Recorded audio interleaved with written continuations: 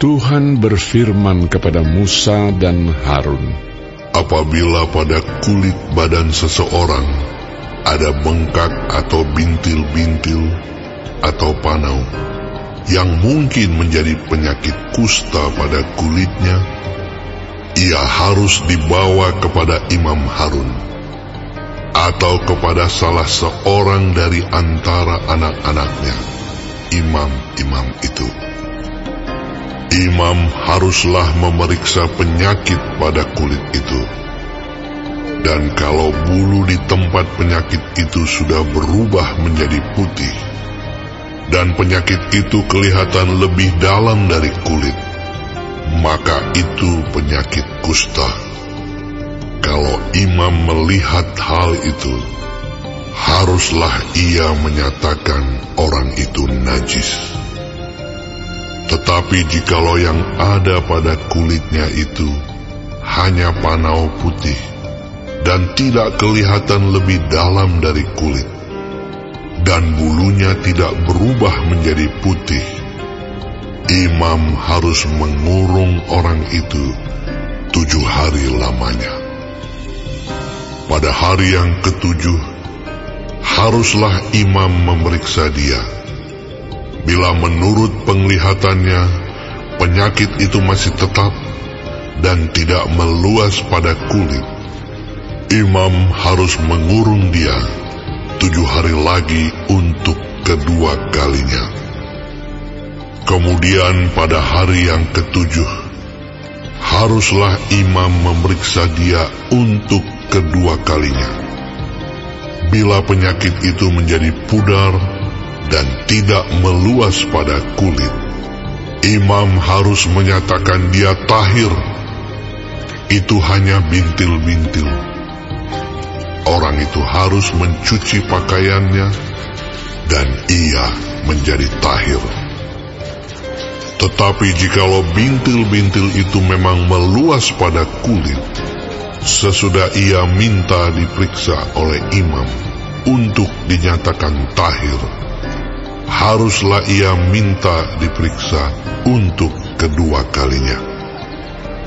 Kalau menurut pemeriksaan imam bintil-bintil itu meluas pada kulit, imam harus menyatakan dia najis.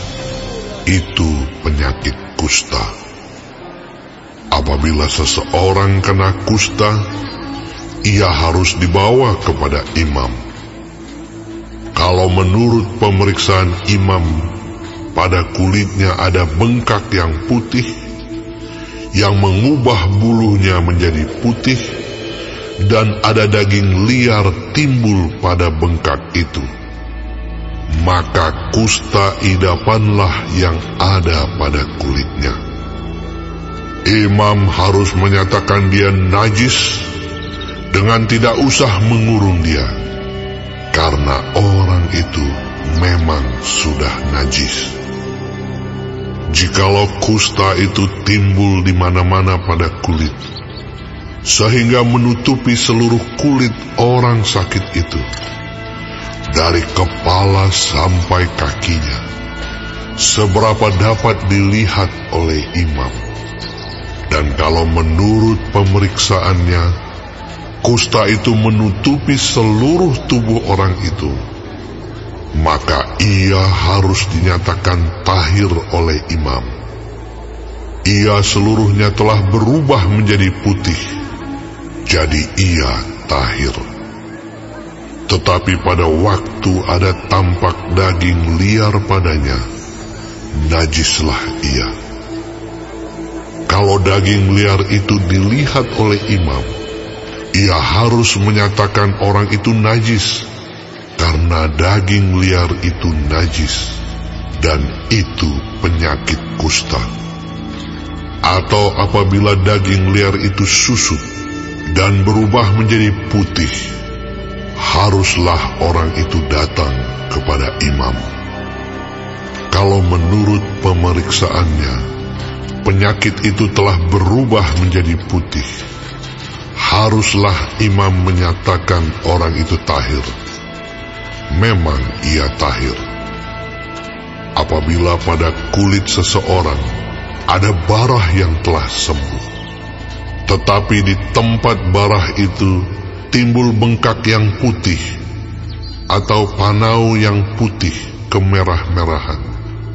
Haruslah orang itu minta diperiksa oleh imam. Kalau menurut pemeriksaannya, panau itu kelihatan lebih dalam daripada kulit, dan bulunya telah berubah menjadi putih, maka imam harus menyatakan orang itu najis, karena penyakit kustalah yang timbul di dalam barah itu. Tetapi jikalau panau itu diperiksa oleh imam, dan ternyata tidak ada bulu yang putih padanya, dan tidak lebih dalam daripada kulit, malahan pudar, imam harus mengurung orang itu 7 hari lamanya. Dan jikalau panau itu memang meluas pada kulit, imam harus menyatakan dia najis. Itu penyakit kusta. Tetapi jikalau panau itu masih tetap dan tidak meluas, maka itu bekas barah, dan imam harus menyatakan orang itu tahir. Atau apabila pada kulit seseorang ada lecur karena api, dan daging liar yang timbul pada lecur itu menjadi panau yang putih kemerah-merahan atau putih, maka imam harus memeriksa panau itu. Bila ternyata bulu pada panau itu berubah menjadi putih, dan panau itu kelihatan lebih dalam dari kulit, maka yang timbul di dalam lecur itu adalah penyakit kusta, dan imam harus menyatakan orang itu najis. Itu penyakit kusta. Tetapi jikalau menurut pemeriksaannya tidak ada pada panau itu bulu yang putih, dan panau itu tidak lebih dalam daripada kulit, malahan pudar, imam harus mengurung orang itu 7 hari lamanya. Pada hari yang ke-7, imam harus memeriksa lagi dia. Jikalau panau itu memang meluas pada kulit, maka haruslah imam menyatakan dia najis. Itu penyakit kusta.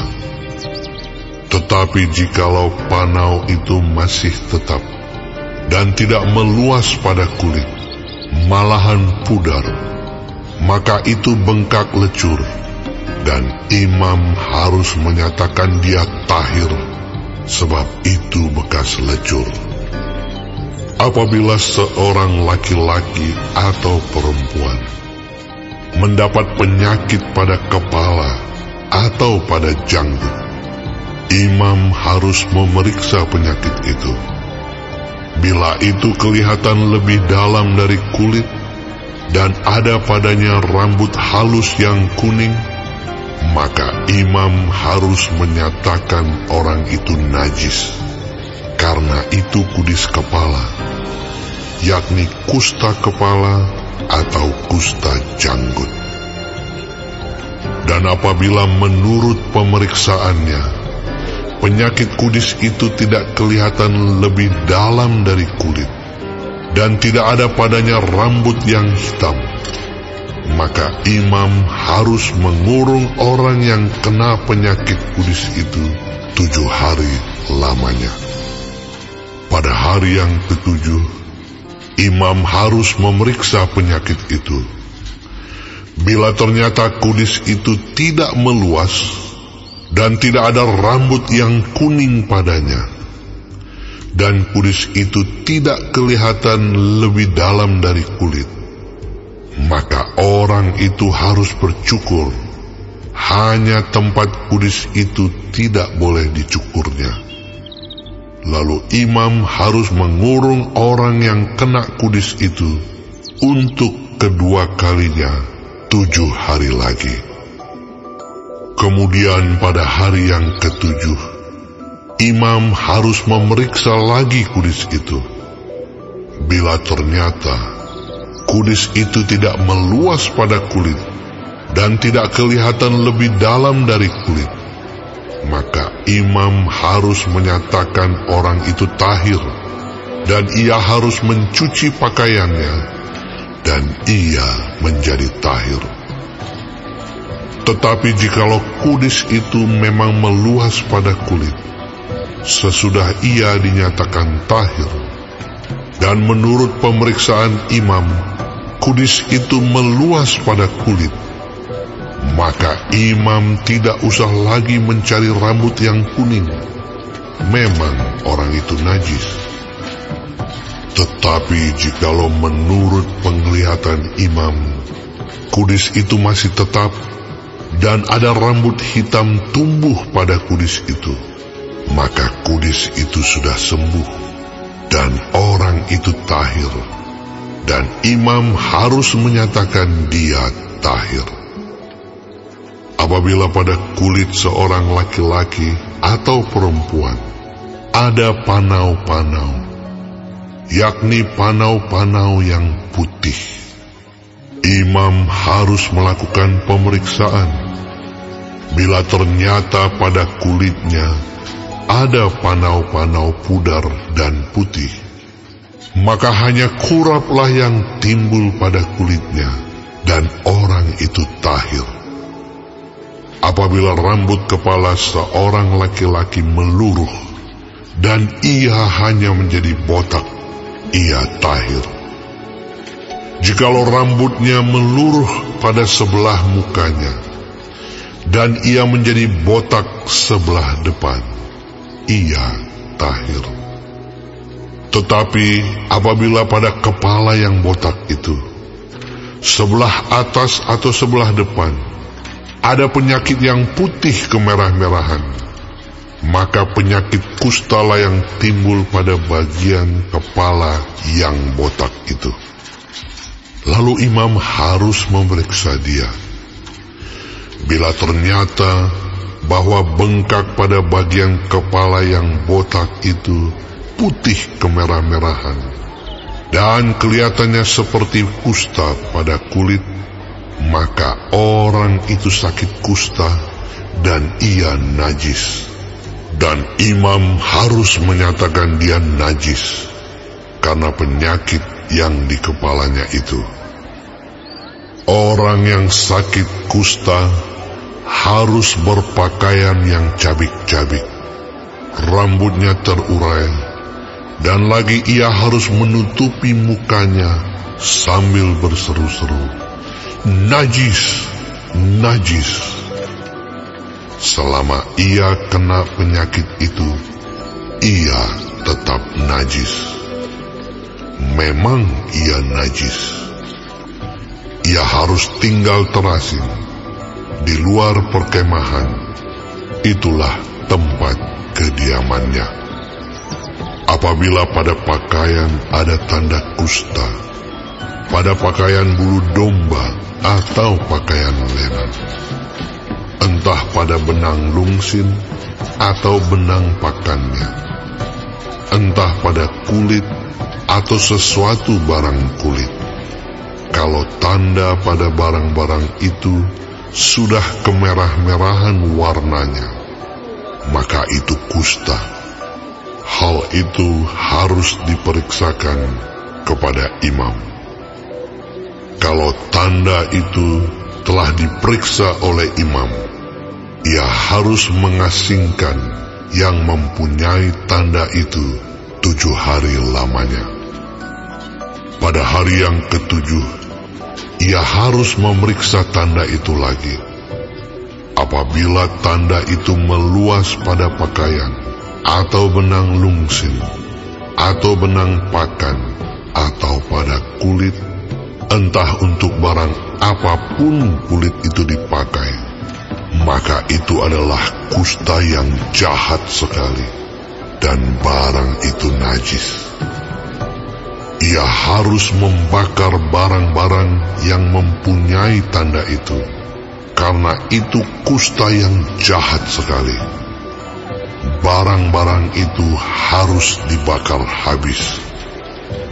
Tetapi jikalau menurut pemeriksaan imam, tanda itu tidak meluas pada barang-barang itu, maka imam harus memerintahkan orang mencuci barang yang mempunyai tanda itu. Lalu ia harus mengasingkannya 7 hari lagi untuk kedua kalinya. Kemudian sesudah barang itu dicuci, imam harus memeriksa tanda itu lagi.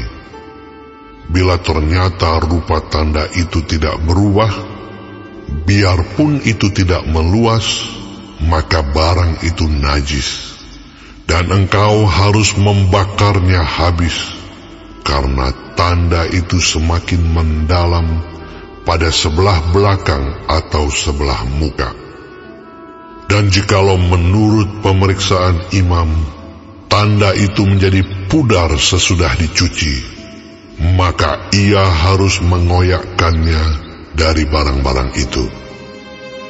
Tetapi jikalau tanda itu tampak pula pada barang-barang itu, maka itu kusta yang sedang timbul.